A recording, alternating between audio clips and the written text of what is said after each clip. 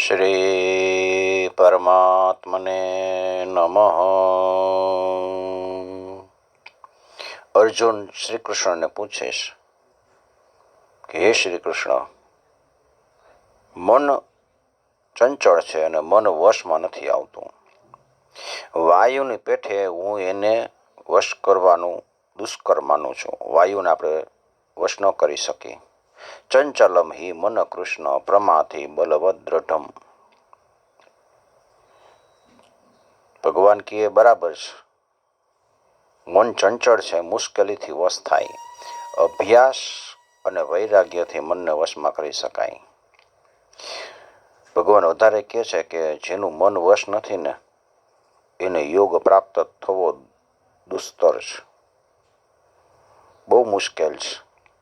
અને જેણે મનને વશ કરી લીધું છે એવા માણસોને યોગ પ્રાપ્ત થવો સહજ છે.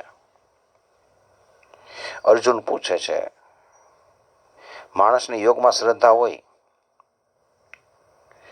રોજ ભક્તિ ભાવથી ભગવાનનું ધ્યાન કરતો હોય, બધું કરતો હોય, પણ એ સંયમી ન હોય એવા માણસો. ઓમ શ્રદ્ધાવાન છે પણ સંયમી નથી. અંતકાળે એનું મન પાછું વિષયોથી ગ્રસ્ત થઈ જાય. એનું મન છે યોગથી વિચલિત થઈ જાય. તો એવો સાધક હોય તો એ કઈ સ્થિતિને પામે, એનું શું થાય? એનું બધું જે જપ તપ નાન તેને બધું કર્યું હોય એ બધું નકામું જાય. ત્યારે ભગવાન કહે છે, પાર્થનેવ નામુત્ર વિનાશસ્ય વિદ્યતે નહીં કલ્યાણ કૃત કશ્ચિદ દુર્ગતિમ તાત ગચ્છતિ.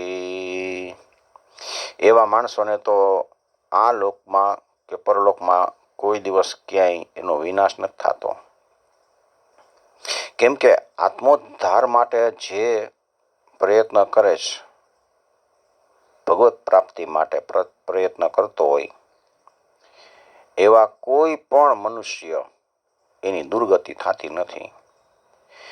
એ બીજા જન્મમાં સારા વ્યક્તિની ઘરે, ગૃહસ્થની ઘરે જન્મ લે છે અને પછી ત્યાં સારું આચરણ કરે છે અને પછી યોગ્ય સમયે પાછો એનો જે પૂર્વજન્મનો પ્રભુને પ્રાપ્ત કરવાનો યોગ હતો ને એ પાછો ખુલે છે અને યોગ્ય સમયે એને બધું જ્ઞાન પ્રાપ્ત થાય છે.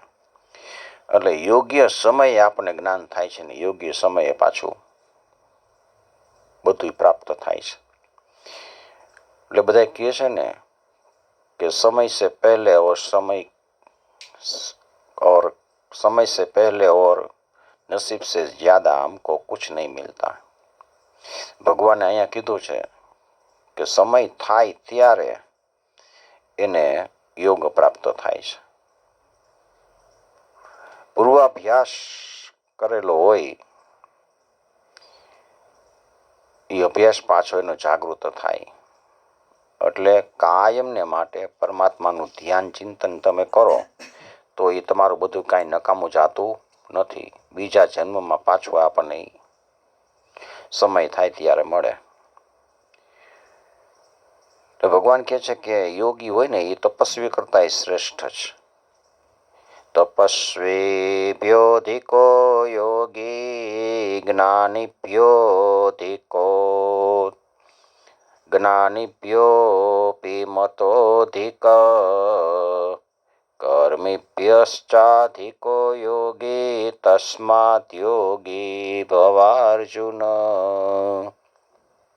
યોગી છે ને એ તપસ્વી કરતા શ્રેષ્ઠ છે. સકામ કર્મ કરનારાથી શ્રેષ્ઠ છે. માટે તું યોગી થા. સઘળા યોગીઓમાં પણ જે શ્રદ્ધાવાન યોગી છે ને એ મારામાં જોડાયેલા અંતઃકરણથી અંતરાત્માથી મને નિરંતર ભજે છે. એ યોગી મને સૌથી શ્રેષ્ઠ પ્રિય છે. એટલે કરેલું કોઈ દિવસ નકામું જાતું નથી.